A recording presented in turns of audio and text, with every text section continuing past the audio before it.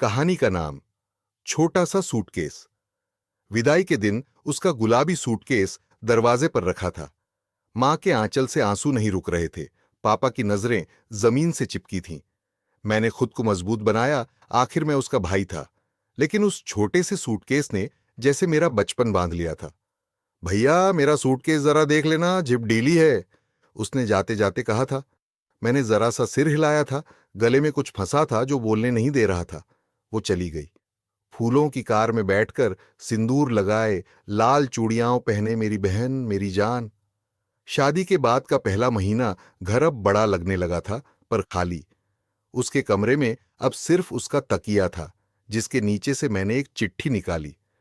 भैया, पता है, तुझसे दूर जाना सबसे मुश्किल है। तू गुस्सैल है, जिद्दी है, लेकिन जब तू कहता था मैं हूं ना, तो डर खत्म हो जाता था।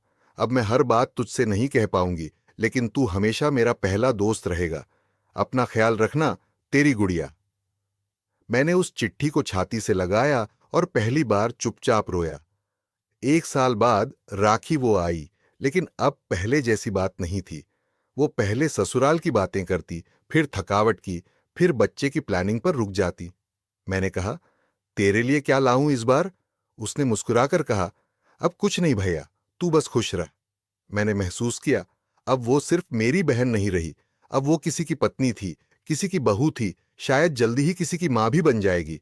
और मैं अब उसकी जिंदगी का वो कोना था जहां बचपन रखा था, पुराना पर बहुत अपना। एक दिन उसने कहा, भैया, तू भी अब शादी कर ले। मैंने हंसकर कहा, पर मेरी दुल्हन तुझ जैसी नहीं मिलेगी।